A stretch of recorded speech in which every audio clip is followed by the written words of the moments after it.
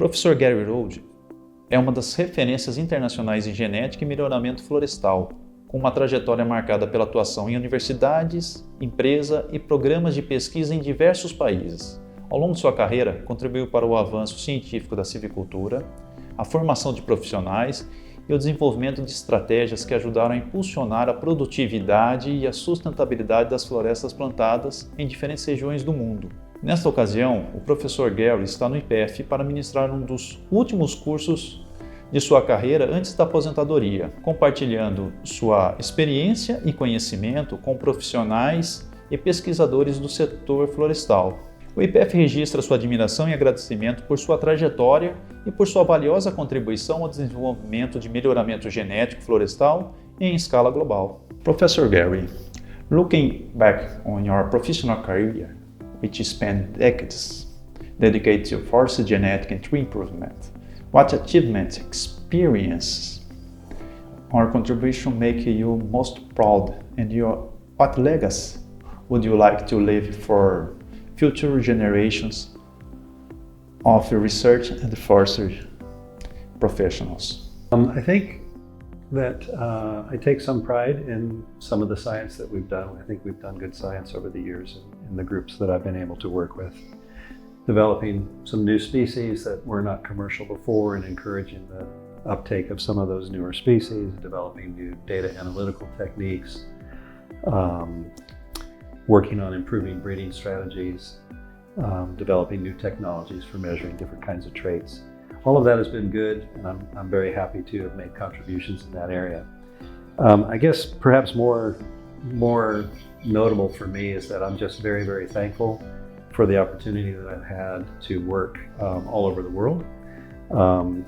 And I'm most proud that in that work I've been able to contribute to a culture of collaboration and cooperation among all of the different forestry research groups that we've been part of. Different companies from many different countries.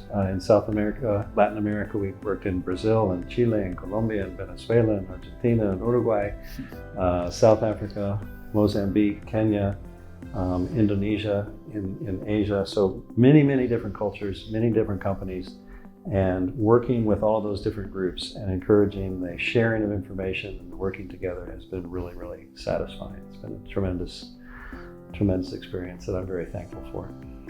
Through your career, you have helped build the collaboration among university research institutes, like you told, and forest companies across many countries.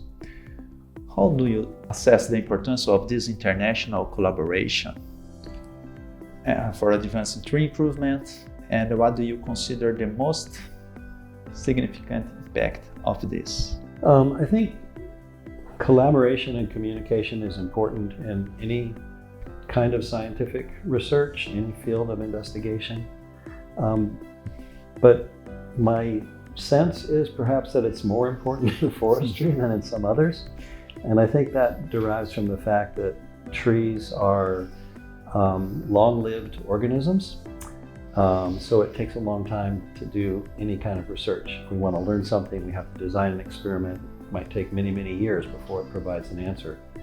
And so if we have a culture of sharing and collaboration across the world, then what you learn in one country can save people in another country decades by saying, well, we've done this research and this is the thing that we've learned. And so if I can learn from those mistakes and you can learn from my mistakes, then it makes a bigger difference perhaps in forestry than in other places. And so that international partnerships and collaboration has been important, and I think it will continue to be important.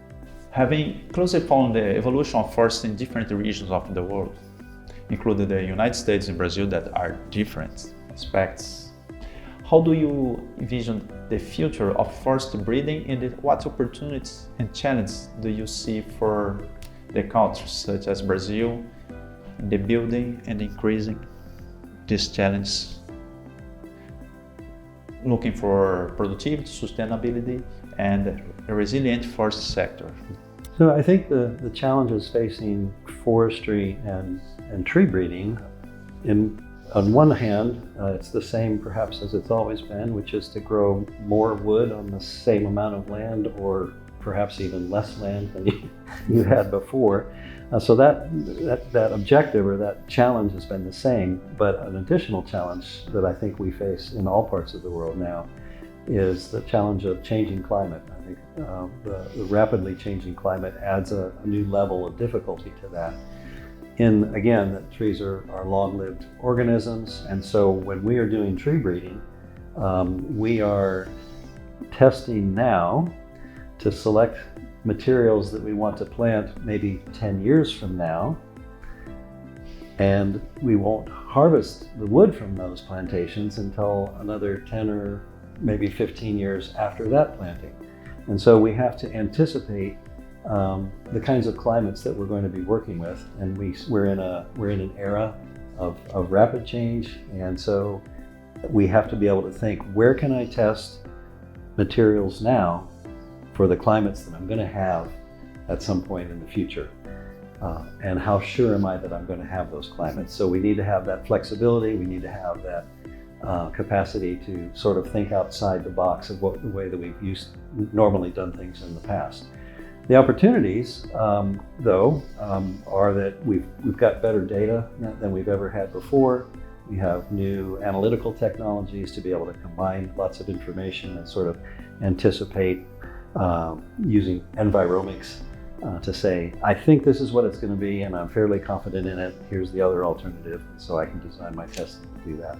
So lots of challenges, but I think tree breeding is going to be able to at least step up and take a good shot at making those things happen. Working in the United States, pinus is native, it's from United States. Yes. In Brazil and the other countries, eucalyptus is an exotic species. Yeah. Where we have a root challenge, in places where the species are native or where in the exotic species, because are different. The resource, we have a different germplasm available, and these challenges, climatic change, and we have different challenges in the future. And as you told, in the future, I don't know, in 10 or 15 years, what's happened, the real, So I would like to know this difference from native and exotic species in your opinion, or if you are different, maybe not. Some of the challenges I think are the same, sort of the biological challenges of what we have to do, and the logistical challenges of testing materials and selecting materials and propagating what we think are the very best ones. Those seem to be the same. I think there are probably different political and social challenges. Okay. So within the United States, in general, the idea of commercial forestry with our native species is pretty non-controversial and pretty well accepted.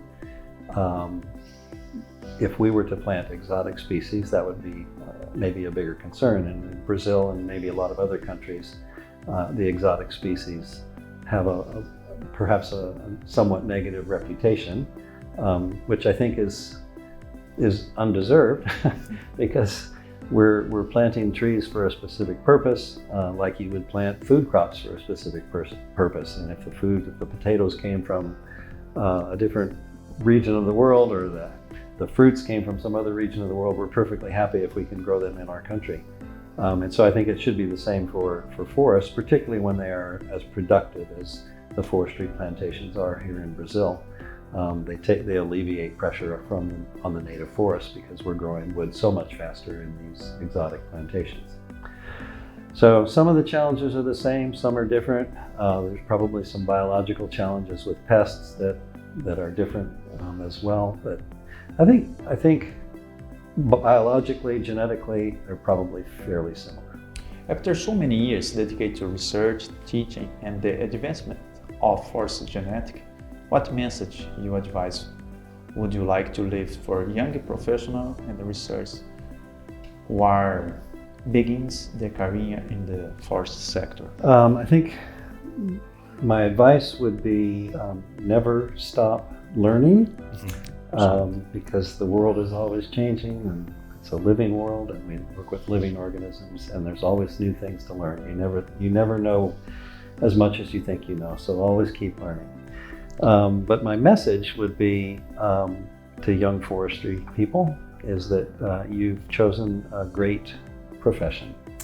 I have a cartoon that I kept on the door of my office for many, many years. It's a grandfather walking in the forest with his son, or his grandson.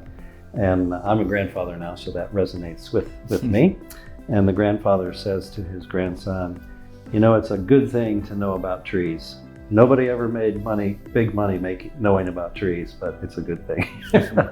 And so it might not be the profession where you're gonna become a millionaire or a billionaire, but it's a very satisfying profession. Trees are fascinating, beautiful, wonderful creations. And in my experience, almost all forestry people are super nice people, and you'll always enjoy your job. So that would be my message.